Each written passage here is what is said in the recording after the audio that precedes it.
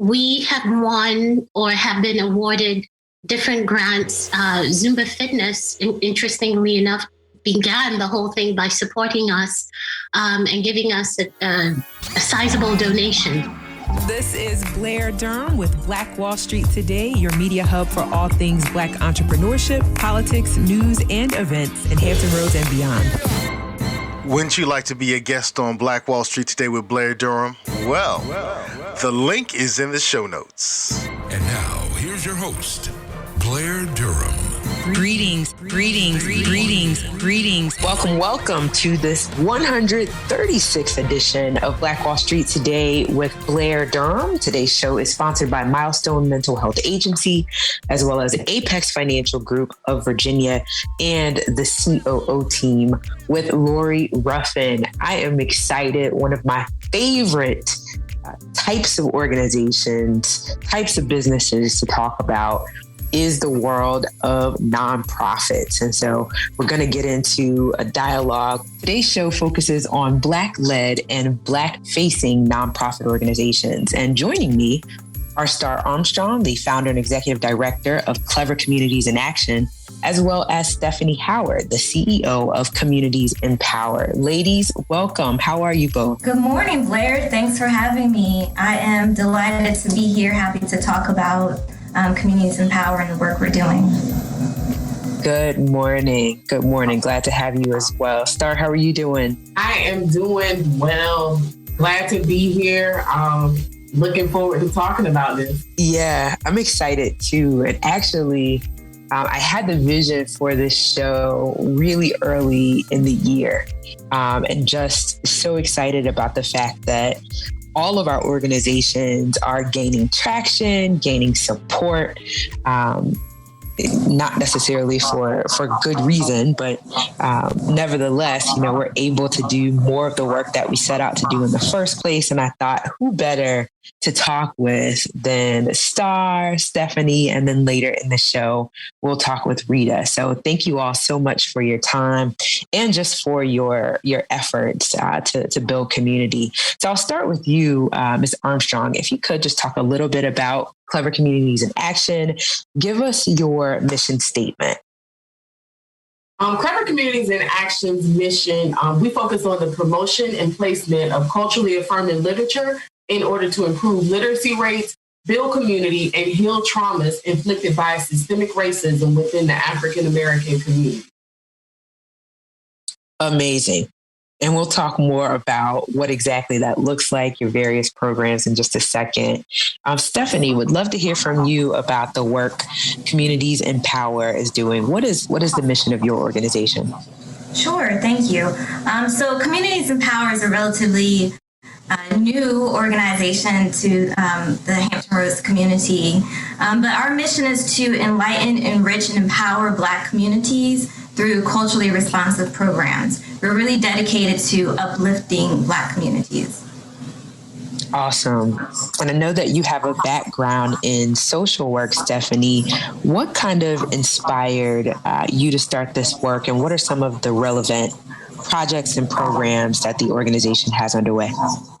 Sure. So I've been studying social work for a long time. I'm going to say forever, feels like.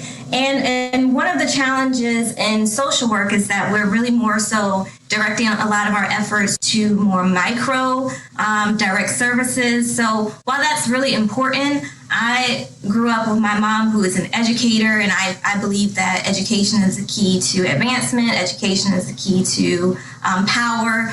And so I wanted to have a place where we could develop programs that help to inform communities, that help to address some of the systemic issues that are happening, and that really give us the power to overcome these historical and continued obstacles. So Communities in Power really is dedicated to helping promote information and knowledge and providing communities with the power that they need to advance and to uplift themselves. Yeah.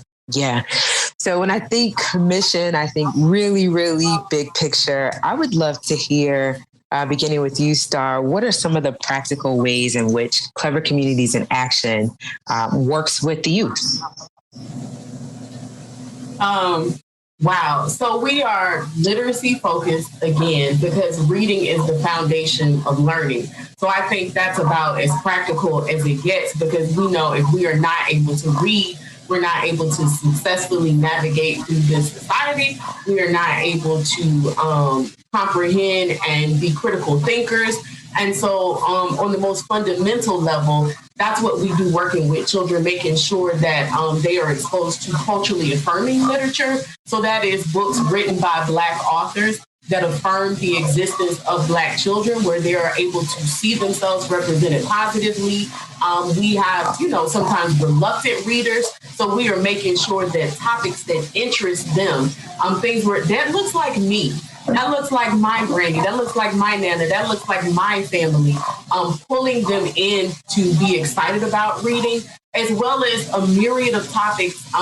We have a book list that is like so extensive, and we're actually working on a cataloging system. So we have, books, because when it comes to Black children's books, it's important. And Blair, I will get super excited about this, so reel me in if you need to. But, we No, you are good. I appreciate the excitement. We have books about history and culture because we know, as well as like we just celebrated the 100-year, or at least acknowledged the 100-year commemoration of Black Wall Street, the Tulsa Massacre. And, finding out that people in their 30s, 40s, and 50s were not even aware of this, we're making sure that at a young age, our children know about this so that they can understand within the context of the society they live in now, how things came to be. But it's it's palatable for children as well. So let me see. We have affirming books that teach, I love my hair. I love my skin. We have the STEM and STEAM books. We have, the spiritual category, like whatever it is for children, we are making sure that those types of books are out there at a young age. We have our programs, piggybacking off the books. You guys at Black Brand are familiar with our annual youth book drive we do with our Read to Lead program, where we've donated thousands of Black children's books to Title I elementary schools, and we go out and do the donation. It's a big fun event with community partners that we bring out and the children. It's always a joy every year to see how excited our children are about books. Because the word is, everybody, they're on the electronic devices, but when we see them get super excited to look at that display of all the Black children's books and they're just ready to dive in, it's priceless. We, born from the pandemic, we have our virtual village show. We started out on the first day of school closures last year when everybody thought, see you in 2 weeks, we'd be going back, and we know that didn't turn out to be the case. When we came on and we're doing live children's book reading and bringing various people from the community coming on. So we had families, we had educators, we had people from all walks of life unifying together to read Black children's books, which was born into the virtual village show that is now on its 5th season, hosted by children. We have an 11-year-old and 13-year-old host, a boy and a girl.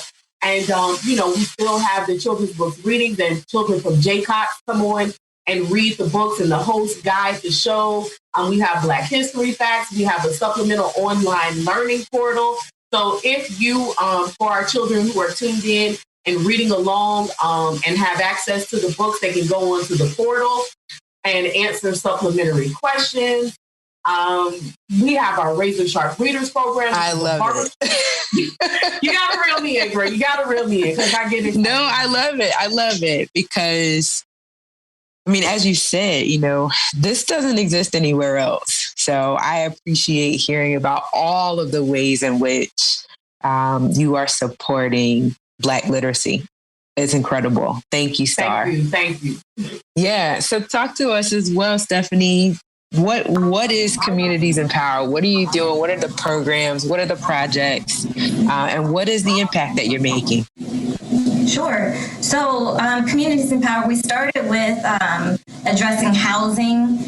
So we partnered with the Boys and Girls Club and their 21st Century program to help share information about home ownership, resources, and information to empower predominantly Black communities towards owning their own home and helping them to get on the path to where they can be stable and they can pursue housing permanently. We also have an interest and a focus in domestic violence. So one of our programs is we partner with Cut It Out, which is a foundation to train hairstylists, beauty stylists in identifying domestic violence and some of the red flags in that area, and to empower them to direct survivors of domestic violence or individuals currently in violent relationships to needed services. So we know that domestic violence is an issue that is very sensitive and in general, but particularly in Black communities, we are very aware of the issue of domestic violence, and so we are helping to empower individuals to address that issue in our communities. Let me ask this question, because I think that's really interesting. Of course, we're aware of the statistics around Black home ownership and the like. Can't say that I was aware, though, around domestic violence as it relates to its impact on the Black community. Is there more that you would share regarding domestic violence and the extent to which the Black community may be kind of facing this issue in a disproportionate way? Absolutely. Yeah. Sure. So it is an important issue. There's the phrase, when America has a cold, Black America has the flu. So domestic violence is not necessarily an issue exclusive to Black communities. But what we're finding is that when Black women are in relationships that are violent, we're more likely to die as a result of the abuse. And so we're seeing that domestic violence occurs more often in Black communities, but also it tends to be more lethal. And so that makes it a very critical issue for Black communities. And we know also that Black survivors of domestic violence are not necessarily getting the services, they're not being served by agencies that are specific to domestic violence. So we wanted to kind of bring those services to the community, bring them outside of those more specialized mental health programs, and try to kind of reach the masses. Congrats. Definitely much needed. Okay. Starr, tell us about the Law Scholars Program. I know this is one of your newer initiatives. How does it work, and how can we get involved if there's an opportunity to do so? Oh, yes. We are super excited about Law Scholars. As you can see, I'm representing right now with our merch, our paraphernalia. And so Law Scholars is LAAW, and it stands for Literacy as a Weapon. And, the idea behind that is we understand that being able to read, being able to process, being able to think critically is a weapon that we have at our disposal. And we want to make sure that young people at a very early age are able to sharpen this weapon, become, well engaged with this weapon, knowing how to use it. So their weapon of choice is The Color of Law. And this is a book by Richard Rothstein, which is about how the government used housing discrimination, things such as redlining, urban renewal, to thwart generational wealth within the Black community. A lot of the disparities that we see where people can, go around the United States and see, quote unquote, any hood USA. When I was years ago, at a place I used to work, I had a room full of Black children, and one of the children blurted out, "Black people are wild, white people are normal."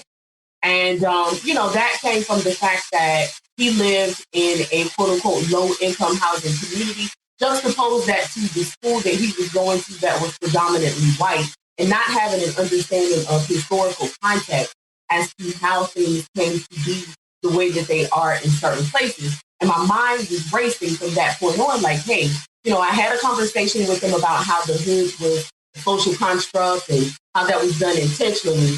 And so fast forward now to the Beneath the Surface grant, and we applied for that grant that was about discussing race within the Hampton Roads area. And this program was able to be born. And so we have 7 law scholars, that's 7 teenagers And they are in this program, and we're going through intense study of the book. It's like we, do a book study every week, and we're asking intense questions, critical thought. And they also are going around the St. Paul's area in Norfolk, learning about urban renewal, seeing it, interviewing people who are a part of this displacement, hearing their stories, humanizing their stories, documenting these things. They are also learning how to do interview techniques.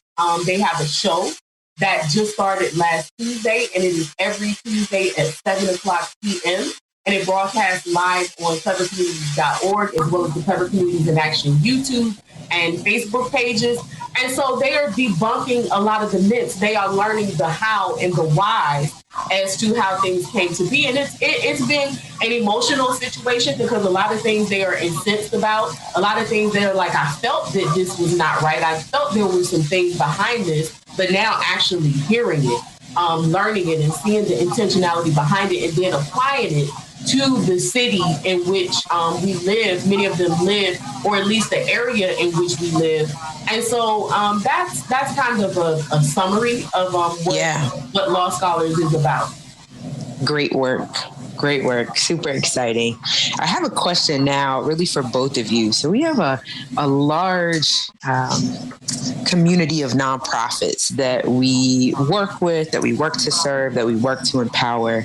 And I know that you all are experiencing some success with regard to having your nonprofits kind of receive the funding that's necessary to put on these programs, dynamic programs, but that really would not come alive without the kind of support that we're experiencing. And I know part of it has to do with, again, kind of the climate that we're living in. But I think there are some other technical skills, as well as some soft skills that you all bring to bear that have meant that you're able to receive this support. So for those that are tuning in, that are trying to figure out, how can I leverage my fill in the blank to get my program off the ground? What would you share by way of advice, tips? And I'll start with you, Stephenie, please. Sure. And this is actually something I learned from working with Black brands. So I want to shout out Blair for that. But just the importance of awesome sauce.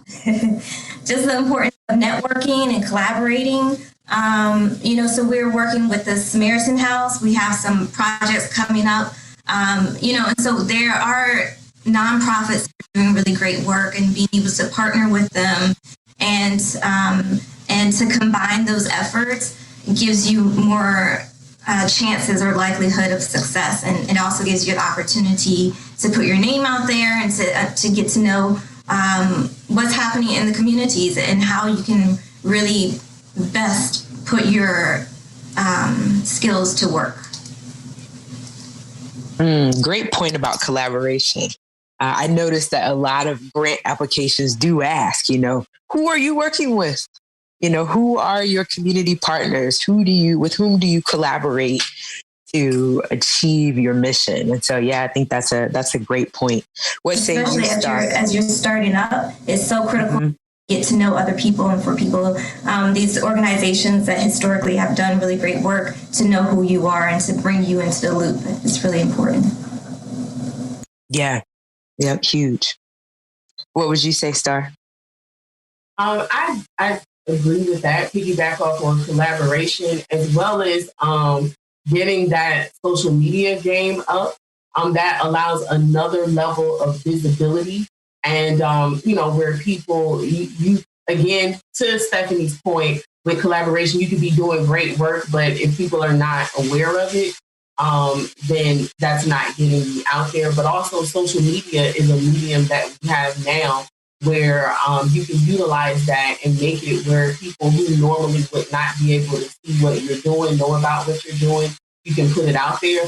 So I know it can be challenging for some, but definitely working on that and building up that presence on social media. Mm-hmm. Yeah, agreed. Okay. We've got about 3 or 4 minutes remaining, and I definitely want to make sure that those that are interested in connecting with you all's content, enrolling their children, their family members, themselves in your programs, know how they can do that. So starting with you, Starr, if you would just provide all the social media handles, contact information, etc., that'd be great. You can find out about us if you would like to volunteer with us, if you would like to support us in the work we're doing on clevercommunities.org. You can find out about all of our programs. And again, that is clevercommunities.org. We are on Facebook as Clever Communities in Action. A lot of our virtual programming is on our YouTube, which is Clever Communities in Action. And on Instagram, we are CCA_ORG. CCA_ORG, clevercommunities.org.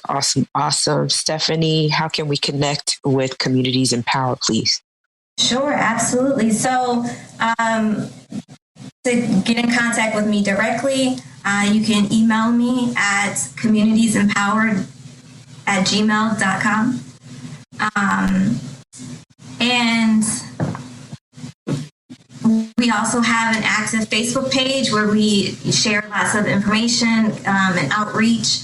And we'll also be advertising our upcoming webinar about housing disparities in Southampton roads as part of the Beneath the Surface grant. And we will be working on getting our Instagram. We do have an Instagram page. But if you follow us there, it'll give us some incentives to actually keep it up and going. So I encourage you to follow us, like us on Facebook or Instagram, and certainly email me. Awesome. I want to close on this. Just maybe 1 or 2 or 3 words. I feel like this is a pivotal time for the Black community. I feel like we're in a place where what we do right now, both individually and collectively, is going to kind of shape the next several generations. What would you all say, just kind of to that point? What is it that the people need to hear in order to whatever that next step might be for them, right? What do they need to hear? It's so important to understand that with the beauty, the complexity, the challenges of the Black community, that we have to, address our community from that perspective. And I think a lot of times people want to shy away from saying that because there have been penalties. You focus on Black. Why does it have to be Black? But listen, like you said, we've been doing that for a while, but the doors of the church are open. So I want everybody to feel comfortable. If you are working for the Black community, like that's what we're advocating for. That's who we are prioritizing. And it's okay to say that. And it's okay to understand with all your programs to go through that lens. The special challenges that Black youth may face, the special, just what they bring to the table, as well as the community at all. It is okay. It is okay to be Black focused out loud, and it is important to do it that way. And that's what I would have to offer. Let's just be in solidarity with that, unapologetic. That's a great word. How about you, Stephenie? I love that. I certainly agree with you, Starr. We often think that when we're pro-Black, it's a political statement, but it is our life, and we should be proud to be who we are. We should be proud and encouraged to embrace that. And I also say that recognizing the diversity of Black communities and continuing those dialogues, we don't have to agree, but we should have these critical dialogues about what our perspectives are and how we got to that point. And I think that's how we can move forward as people, is to really come together and to share our perspectives and to have those critical dialogues. Yes. Awesome. Stephenie Howard with Communities in Power and Starr Armstrong with Clever Communities in Action. It has been my absolute privilege to chat with you all. Look forward to having you all back on the show to talk through your progress. This is exciting, guys. Thank you, Blair. Absolutely. Thank you. Incredible insights and information. Hey, this is Seiko, DJ Seiko Varner, the producer of this podcast. So when I'm not producing podcasts, I'm actually DJing wedding receptions, corporate events, proms, other formals, and I would love to take care of your special event. So our company is Positive Vibes Incorporated, www.positivevibes.net. That's www.positivevibes.net. We've been performing for over 25 years, and we would love to bring our expertise and our fun to your special event. Positive Vibes Incorporated, www.positivevibes.net. Peace and prosperity. Are you a 757 business owner? Do you desire to make new connections and grow your community involvement? Could you benefit from taking classes to sharpen your skills? Well, join Black Brand, Hampton Roads Regional Black Chamber of Commerce. Completing a membership application is simple. Just click onto our website at www.blackbrand.biz or download the app. We look forward to meeting and building with you soon. WHOV would like to thank Black Brand for its support of WHOV programming. Peekaboo, peekaboo, smile. Smile, buddy. Come on, smile. Oh, honey, he's still not smiling. Maybe he's not a smiler. Yeah, maybe he's just not a happy baby. Maybe he's just being a boy. You know how boys are.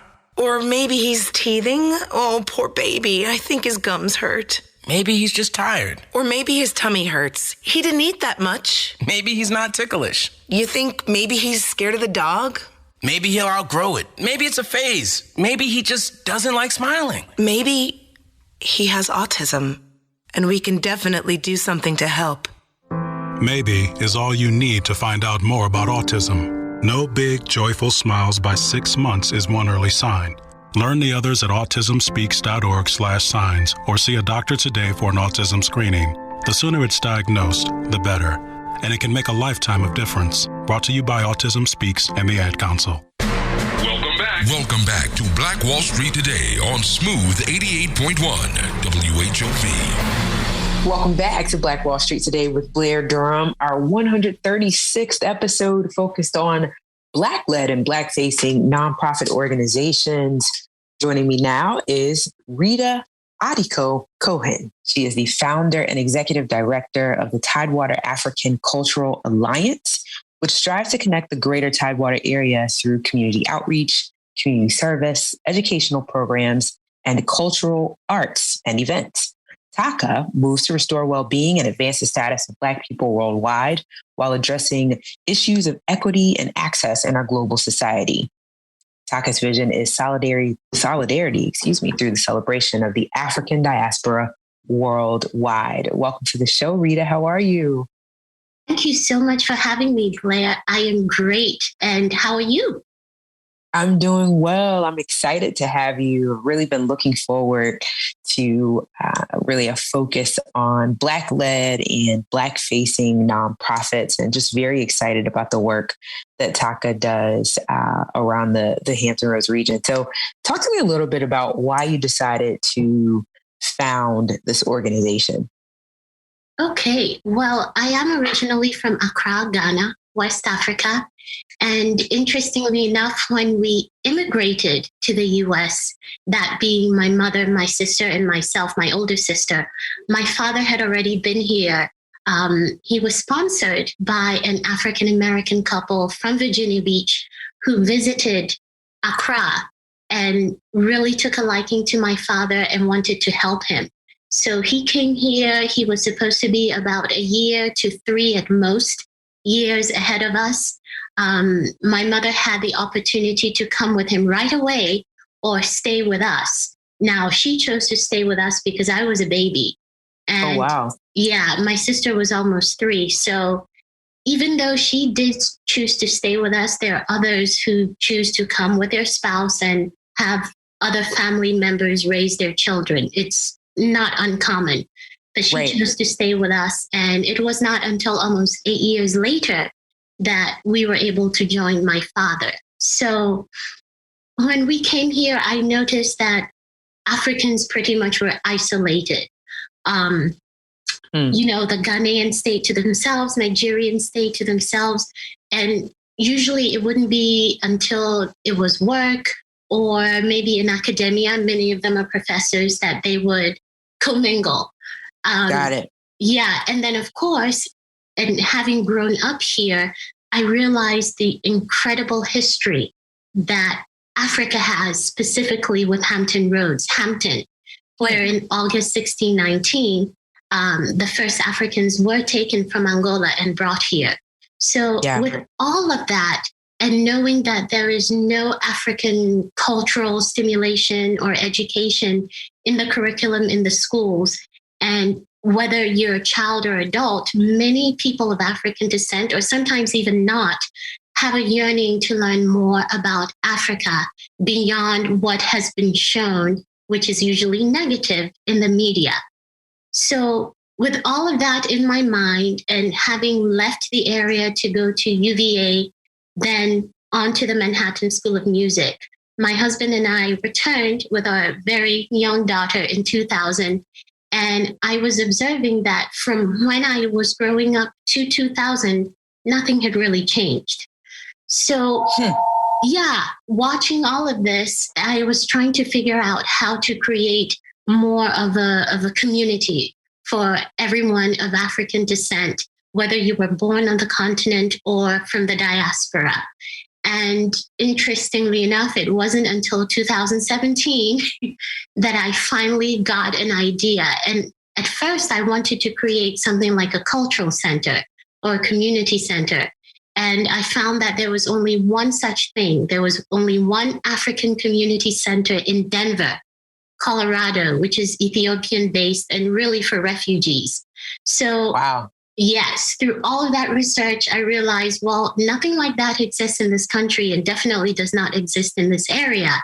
So then I got to work. I started brainstorming, and I had, at the time, 2 other or maybe more African-born Zumba instructors. I'm a Zumba instructor.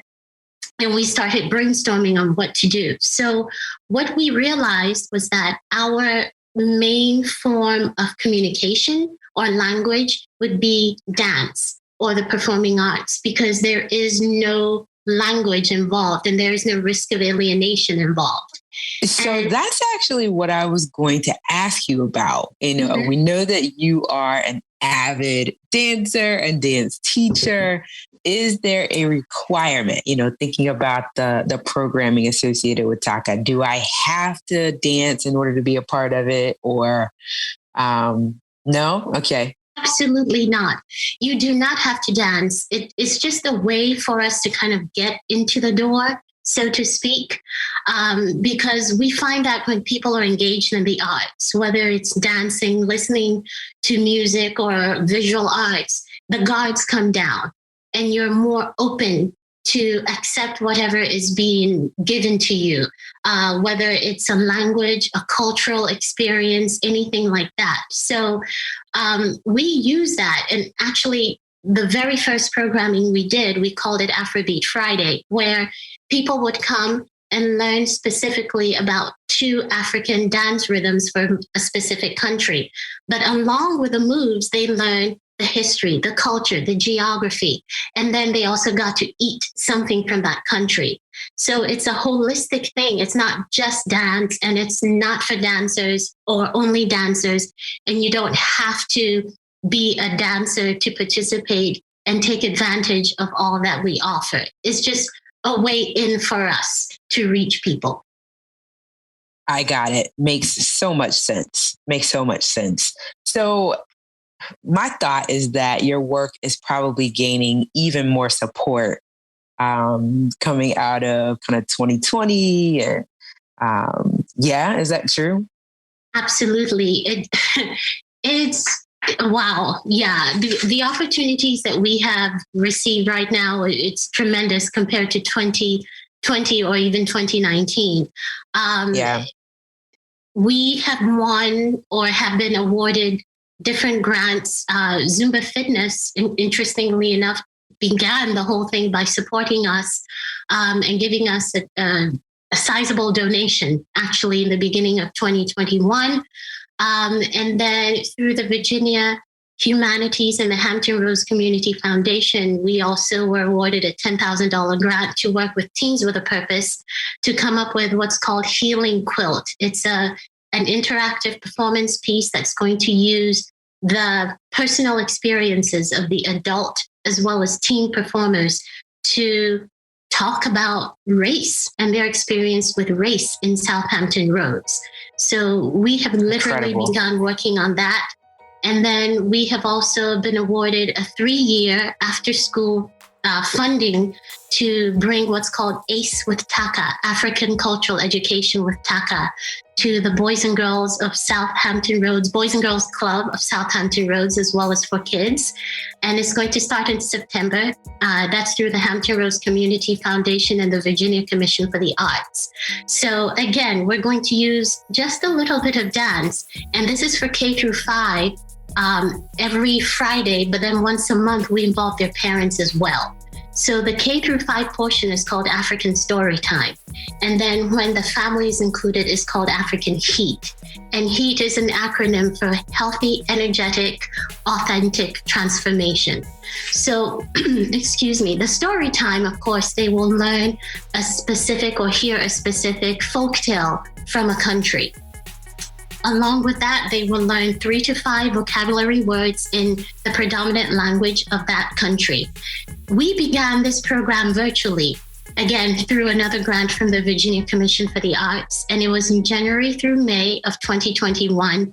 And when we began, none of the kids knew where Ghana was. They didn't know where Nigeria was. They didn't know where Kenya was. By the time we finished in May, not only did they know, but they were speaking a little bit of Twi, which is from Ghana, a little bit of Swahili from Kenya, a little bit of Zulu from South Africa, a little bit of Yoruba from Nigeria. So, and then of course they knew something about each of those countries.